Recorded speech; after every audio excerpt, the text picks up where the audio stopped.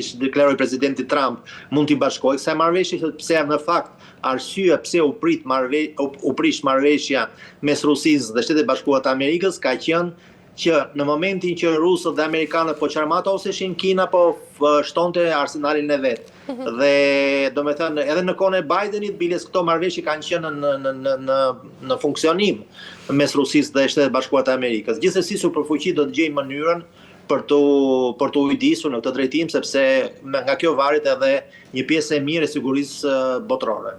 E qartë, mirë, zoti po më nga ana tjetër, ministri i jashtëm rus Sergej Lavrov ka bërë dhe disa deklarata të forta duke akuzuar kështu kryeështetet europiane se po punojnë kundër Shteteve të Bashkuara në përpjekjet e tyre për të arritur një marrëveshje për Ukrainën. Sa e bazuar është kjo deklaratë dhe cilat janë dhe interesat strategjike të Europës që mund të shpjegojnë të gjithë të sjellje? Pavarësisht nga atë që çfarë përfaqëson Lavrov, atë që vërejtje që ai bëri dhe indikimet që ai bëri janë të logjikshme sipas logjikës së Kremlinit dhe në gjitha momentet kur presidenti Trump dilte me iniciativa për paqen në Ukrainë, gjithmonë vendet perëndimore, sidomos Treshja e Madhe ashtu quajtur, pra Britania e Madhe, Gjermania dhe Franca, gjithmonë bënin kundër propozimi që e sheshonin këtë përpjekje të Trumpit dhe paqja nuk arrihej vazhdimisht kjo gjë. Për këtë arsye, kohët e fundit dhe Witkoff më saktë është munduar që të mënjanoj nga njëra, domethënë një implementim të madh të vendeve perëndimore në procesin e paqes. Kuptohet që perëndimorët nuk janë në asnjë lloj mënyre dakord, sepse po duket sikur ka një frym të një jalte dy, ku mund të bien në ujdi rusët, amerikanët dhe kinezët, mbas edhe indianët, por Europa është lënë më një anë, pasi Europa dhe në të kaluarën në fakt ka qenë një vend me politikë vasale nga Shtetet e Bashkuara të Amerikës dhe në një moment të caktuar kanë qenë ata që kanë qenë luftënëzitës. Le të kujtojmë inkursionin e Johnsonit në Kiev, kur lufta mund të mbaronte brenda 2 javësh pasi filloi. Por ata i inkurajuan Zelenskin për të vazhduar më tej dhe nëse atëherë do të ndalojë lufta, Ukraina nuk do të humbte kaq shumë territori sa po humbet në këtë moment. E qartë. Zoti po më nga ana tjetër, Lavrov përmendi Berlinin, Londrën dhe Parisin dhe vendet baltike këtu si aktor kryesor. Cilat janë të gjitha motivet kryesore të vendeve për të ndjekur edhe një politikë të pavarur ndaj të gjithë krizës ukrainase? Po, këto vende domethënë të përmendura kanë qenë historikisht kanë pasur probleme me Rusinë, nganjëherë kanë sulmuar ata, nganjëherë kanë sulmuar Rusia. Mos harrojmë që edhe Polonia ka sulmuar Rusinë në mesijet e tjera dhe që janë dhe fillon armiqësia, le të themi. Dhe sigurisht që është dhe feja që ndikon, domethënë sepse janë popull slav, por me që këta janë domethënë ortodoks ata katolik, edhe kjo ndoshta ndikon edhe në mentalitet, por edhe biles në Rusi tregojnë dhe një anekdotë mund të jetë trisht, por që është edhe një farë mënyrë realitet. Kur dy UFO bisedojnë me njëri tjetrin, thonë që po mërzitemi pak, tha, çfarë të bëjmë, tha, të bëjmë në një luftë në botë organizojmë, po këtë sulmojmë, tha, po si ç'është kjo pyetje, sigurisht që të Poloninë, tha. Kështu që, pra, dua të them që vendet baltike dhe Polonia kanë një eksperiencë të hidhur në marrëdhëniet me Rusinë, edhe në të shkuarën, dhe prandaj tashmë ata janë të irrituara dhe janë nga vendet që janë më pak me kompromis, domethënë kashi Rusisë. Rusia ka të qartë që domethënë në këto vende domethënë është siç deklarojnë në Kremlin, rusofobia është maksimale, prandaj preferojnë që të kenë punë dhe të zgjidhin të bëjnë ujdi me Shtetet e Bashkuara të Amerikës, që sipas edhe Lavrovit ka deklaruar që është i vetmi udhëheqës në perëndim që është qasur maksimalisht dhe po mundohet të kuptoj aspiratat e Rusisë. Qartë, do të po më nga ana tjetër, të gjitha këto deklarata tensionuese të Rusisë, si mund të ndikojnë në dialogun midis SBA-s edhe Europës për të gjetur një zgjidhje këtu për Ukrainën? Po, me sa kuptoj unë, ka ngelur tashti shara në gosh për sa i përket territoreve dhe sidomos atë pjesës së Donbasit që ka ngelur pa u marrë, është një 19% e territorit të Donbasit që ka ngelur, të edhe një 90% tashmë është marrë prej rusëve dhe me sa dihet Zelenski ka refuzuar këtë, domethënë, dhe amerikanët kanë insistuar me forcë që Zelenski ta pranonte.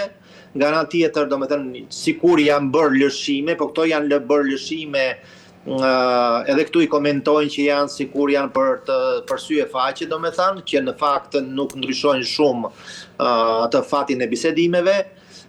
Dhe tashti flitet që dhe Britania e Madhe ka ndryshuar pak taktikën, në qoftë se më përpara Starmer shkonte në konfrontim me Shtetet e Bashkuara të Amerikës, tashti ata me urtë e butë po mundohen të shtyjnë kohën dhe këtu në Rusi ka ca komente, domethënë edhe mass media që Britania e Madhe po pret tashi me po sa ta shty maksimalisht për të shtyr këto 3 vjet që kanë ngjedhur me udhëheqjen e Trumpit dhe pastaj të shpresojnë që do fitojnë demokratët dhe të rindryshojë politika e Shtetet Bashkuara të Amerikës në karshi e Europës. E qartë, zoti po nga ana tjetër në këtë kuadër, cilat janë edhe mundësitë reale për një koordinim transatlantik, të cilat mund të jenë dhe efektive për zgjedhjen e të gjithë krizës ukrainase, por këtu duke marrë parasysh edhe dallimet e interesave midis Washingtonit edhe kryeshteteve europiane.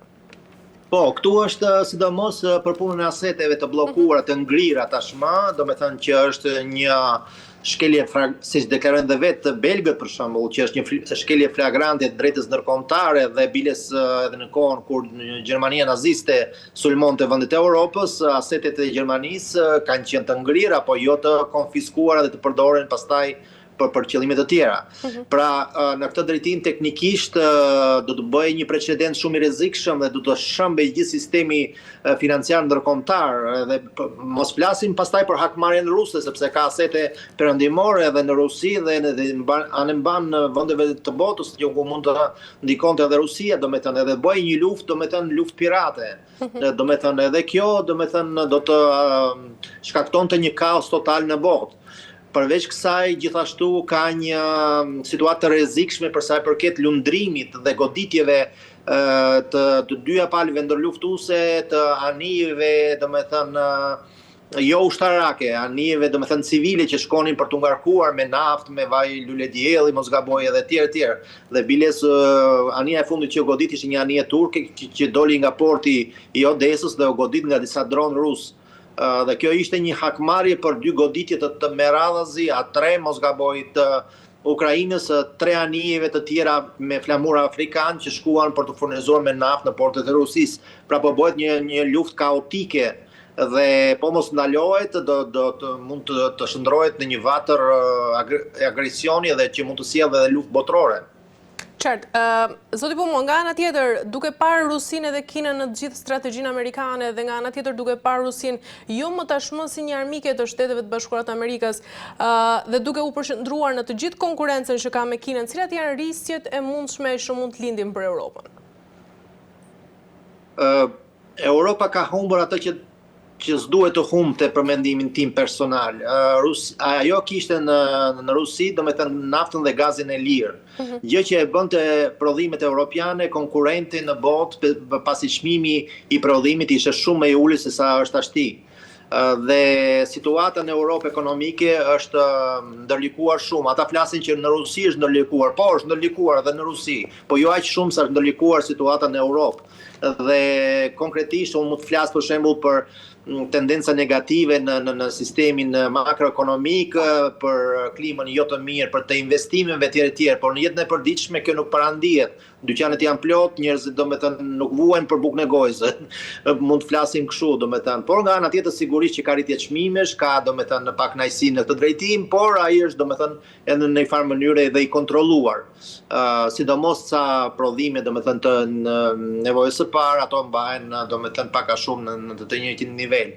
Nga ana tjetër, sigurisht që Shtetet e Bashkuara të Amerikës kanë bërë një punë të përkryer administrata e presidentit Trump, po të flasin për interesat e Shtetet e Bashkuara të Amerikës. Ajo i shkëputi vendet europiane nga gazi dhe nafta ruse. Ai, domethënë, Trump, domethënë, i ushet europianëve 3 fish apo 5 fish më shtrenjtë gazin në Europë, pastaj ai po përpiqet ta shkëpusi Rusin nga kthetrat e Kinës. Në këtë drejtim mendoj që nuk është një gjë shumë negative dhe për Rusinë, ky është mendimi im personal. Do me thënë, Kina shikon vetëm interesat e veta, ajo ka vetëm dy aleat flitet, juanin dhe dollarin. Dhe flitet që kur kinezët mund të ndjenin veten superior në kuptimin e gjithë furnizimit të Rusisë, që në fakt një pjesë e madhe dërmuese në shumë drejtimet e ekonomisë furnizimet vijnë nga Kina, kjo varësi do të krijonte pastaj edhe një varësi politike në të ardhmen ndoshta. Gjë që për momentin nuk ekziston, por marrëdhëniet janë shumë të mira sigurisht mes Pekinit dhe Moskës, mbas edhe indianët, por Europa është lënë më një anë pasi Europa dhe në të kaluarën në fakt ka qenë një vend me politikë vasale nga Shtetet e Bashkuara të Amerikës dhe në një moment të caktuar kanë qenë ata që kanë qenë luftënëzitës. Le të kujtojmë inkursionin e Johnsonit në Kiev, kur lufta mund të mbaronte brenda 2 javësh pasi filloi. Por ata i inkurajuan Zelenskin për të vazhduar më tej dhe nëse atëherë do të ndalojë lufta, Ukraina nuk do të humbte kaq shumë territori sa po humbet në këtë moment. Zoti nga ana tjetër, Lavrov përmendi Berlinin, Londrën dhe Parisin dhe vendet baltike këtu si aktor kryesor. Cilat janë të gjitha motivet kryesore të vendeve për të ndjekur edhe një politikë të pavarur ndaj të gjithë krizës ukrainase? Po, këto vende do me thënë të përmendura kanë qenë historikisht, kanë pasur probleme me Rusinë, nga njerë kanë sulmuar ata, nga njerë kanë sulmuar Rusia. Mos harrojmë që dhe Polonia ka sulmuar Rusinë në mesijet e tjera dhe që janë dhe fillon armiqësie, le të themi. Dhe sigurisht që është dhe feja që ndikon, do me thënë sepse janë popull slav, por me që këta janë, do me thënë, ortodoks ata katolik, edhe kjo ndoshta ndikon edhe në mentalitet, por edhe biles në Rusi tregojnë dhe një anekdot mund të jetë trisht, por që është edhe një farë mënyrë e realitet. Kur dy UFO bisedojnë me njëri tjetrin, thonë që po mërzitemi pak, tha, çfarë të bëjmë, tha, të bëjmë në një luftë në botë organizojmë, po këtë sulmojmë, tha, po si ç'është kjo pyetje, sigurisht që të Polonin, tha. Kështu që, pra, dua të them që vendet baltike dhe Polonia kanë një eksperiencë të hidhur në marrëdhëniet me Rusinë, edhe në të shkuarën, dhe prandaj tashmë ata janë të irrituara dhe janë nga vendet që janë më pak me kompromis, do me thënë kashi Rusisë. Rusia ka të qartë që do me thënë në këto vende, do me thënë është siç deklarojnë në Kremlin. Rusofobia është maksimale, prandaj preferojnë që të kenë punë dhe të zgjidhin të bëjnë ujdim me Shtetet e Bashkuara të Amerikës, që si mbas edhe Lavrovit ka deklaruar që është i vetmi udhëheqës në perëndim, që është qasur maksimalisht dhe po mundohet të kuptoj aspiratat e Rusisë. Zoti nga ana tjetër, të gjitha këto deklarata tensionuese të Rusisë, si mund të ndikojnë në dialogun midis SBA-s edhe Europës për të gjetur një zgjidhje këtu për Ukrainën?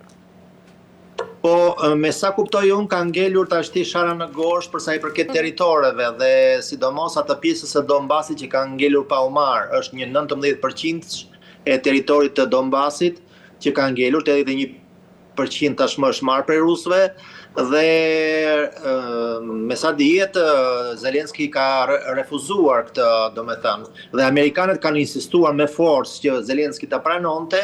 Nga ana tjetër, do me thënë, sikur janë bërë lëshime, po këto janë bërë lëshime, edhe këtu i komentojnë që janë sikur janë për sy e faqe, do me thënë, që në fakt nuk ndryshojnë shumë atë fatin e bisedimeve, dhe tashti flitet që dhe Britania e Madhe ka ndryshuar pak taktikën, nëse më përpara Starmer shkonte në konfrontim me Shtetet e Bashkuara të Amerikës, tashti ata me urtë e butë po mundohen të shtyjnë kohën dhe këtu në Rusi ka ca komente, do me thënë edhe mass media, që Britania e Madhe po pret tashti sa ta shty maksimalisht për të shtyr këto 3 vjet që kanë ngelur me udhëheqjen e Trumpit dhe pastaj të shpresojnë që do fitojnë demokratët dhe të rindryshojë politika e Shtetit Bashkuara të Amerikës në karshi Europës. E qartë, zoti Pumo, nga ana tjetër në këtë kuadër, cilat janë edhe mundësitë reale për një koordinim transatlantik, të cilat mund të jenë dhe efektive për zgjedhjen e të gjithë krizës ukrainase, por këtu duke marrë parasysh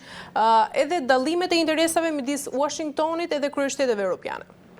Po, këtu është sidomos për punën e aseteve të bllokuara, të ngrira tashmë, domethënë që është një shkelje, siç deklarojnë dhe vetë belgët për shembull, që është një shkelje flagrante e drejtës ndërkombëtare dhe biles edhe në kohën kur Gjermania naziste sulmonte vendet e Europës, asetet e Gjermanisë kanë qenë të ngrira, po jo të konfiskuara dhe të përdoren pastaj për qëllime të tjera.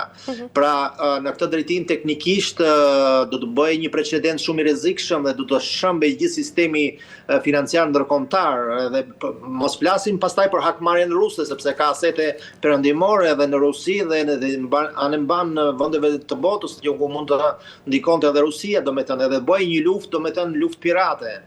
Domethënë edhe kjo, domethënë do të shkaktonte një kaos total në botë.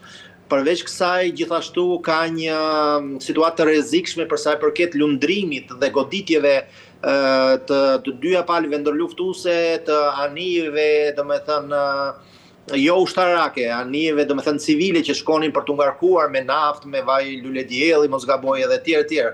Dhe biles anija e fundit që godit ishte një anije turke që doli nga porti i Odesës dhe u godit nga disa dronë rusë. Dhe kjo ishte një hakmarrje për dy goditje të meradhazi, A3, mos gaboj, të Ukrainës, 3 anijeve të tjera me flamur afrikan që shkuan për të furnizuar me naftë në portet e Rusisë. Pra po bëhet një luftë kaotike dhe po mos ndalohet mund të shndrohet në një vatër agresioni dhe që mund të sjellë edhe luftë botërore. Qartë, zoti Pumo, nga ana tjetër, duke parë Rusinë edhe Kinën në të gjithë strategjinë amerikane dhe nga ana tjetër duke parë Rusinë jo më tashmë si një armike të Shteteve të Bashkuara të Amerikës dhe duke u përshëndruar në të gjithë konkurrencën që ka me Kinën, cilat janë risqet e mundshme që mund të lindin për Europën? Europa ka humbur atë që s'duhet të humbte për mendimin tim personal. Ajo kishte në Rusi, domethënë naftën dhe gazin e lirë. Gjë që e bënte prodhimet europiane konkurrente në botë, pasi çmimi i prodhimit ishte shumë më i ulët se sa është tashti. Dhe situata në Europë ekonomike është ndërlikuar shumë. Ata flasin që në Rusi është ndërlikuar, po është ndërlikuar edhe në Rusi, po jo aq shumë sa është ndërlikuar situata në Europë. Dhe konkretisht unë mund të flas për shembull për tendenca negative në sistemin makroekonomik, për klimën jo të mirë, për të investimeve tjerë, por në jetën e përditshme kjo nuk parandihet. Dyqanet janë plot, njerëzit domethënë nuk vuajnë për bukën e gojës. Mund të flasim kështu, domethënë, por nga ana tjetër sigurisht që ka rritje çmimesh, ka domethënë pak kënaqësi në këtë drejtim, por ai është domethënë edhe në një farë mënyrë edhe i kontrolluar. Sidomos sa prodhime domethënë të nevojës së parë, ato mbahen domethënë pak a shumë në të njëjtin nivel. Nga ana tjetër, sigurisht që Shtetet e Bashkuara të Amerikës kanë bërë një punë të përkryer administrata e presidentit Trump, po të flasin për interesat e Shtetet e Bashkuara të Amerikës. Ajo i shkëputi vendet europiane nga gazi dhe nafta ruse. Ai, domethënë, Trump, domethënë, i ushet europianëve 3 fish apo 5 fish më shtrenjtë gazin në Europë, pastaj ai po përpiqet ta shkëpusi Rusin nga kthjetrat e Kinës. Në këtë drejtim mendoj që nuk është një gjë shumë negative edhe për Rusin, ky është mendimi im personal. Domethënë Kina shikon vetëm interesat e veta, ajo ka vetëm 2 aleat flitet, juanin dhe dollarin. Dhe flitet që kur kinezët mund ta ndjenin veten superior në kuptimin e gjithë furnizimit të Rusisë, që në fakt një pjesë e madhe dërmuese në shumë drejtime të ekonomisë furnizimet vijnë nga Kina. Kjo varësi do të krijonte pastaj edhe një varësi politike në të ardhmen ndoshta. Gjë që për momentin nuk ekziston, por marrëdhëniet janë shumë të mira sigurisht mes Pekinit dhe Moskës dhe një farë le të themi independence nga Pekini do të ishte nevojshëm edhe për Kremlinin. Qoftë edhe për interesat gjeopolitike të ndryshme, sepse mos harrojmë që janë komshime njëri tjetrin dhe zona e Siberisë ruse për shembull është e shpopulluar, kur në Kinë e dim se çfarë popullate ka, dhe kjo mund të përbëj një rrezik në të ardhmen, për shembull nëse ato do të konfliktonin me njëra tjetrën. Nga ana tjetër, po të marrim historinë, kinezët nuk para kanë luftuar me armë në dorë, edhe nuk din të luftojnë, po dhe kanë strategjirat të ndryshme nga europianët dhe nga rusët, që janë luftëtar, duan luftra, duan si duan nuk e di, por luftojnë vazhdimisht. Ndërsa në Kinë kanë më tepër me filozofi dhe me filozofi e tyre flet që nëse digjet shtëpia e komshiut, lëre të digjet. E qartë. Mirë, zoti Pumo, kemi arritur në fund, unë ju falenderoj për gjitha informacionet që ndatët me mua. Ishte kënaqësi, mirupafshim. Për kohën tuaj. Mirë, të nderuar televizionistë, kemi arritur tashmë në fund. Ne do të bëjmë një përmbledhje të shkurtër se çfarë diskutuam ditën e sotme. Trajtuam zhvillimet më të rëndësishme në Ballkan dhe skenën ndërkombëtare që prekte pra dialogun e Kosovës me Serbinë dhe sfidat e antarësimit në NATO, kërcënimet ushtarake me sistemin raketor Oreshnik dhe tensionet diplomatike mes Rusisë, SBA-s dhe kryeshteteve europiane. Dhe siç pam, rajoni dhe bota janë përballë disa sfidave komplekse që kërkojnë dialog, koordinim ndërkombëtar dhe vendime të mençura politike dhe roli i liderëve dhe institucioneve ndërkombëtare është vendimtar për të shmangur këtu përshkallëzime dhe për të siguruar stabilitet dhe siguri. Ne me kaq po mbyllim për ditën e sotme, bashkë jemi sërish nesër.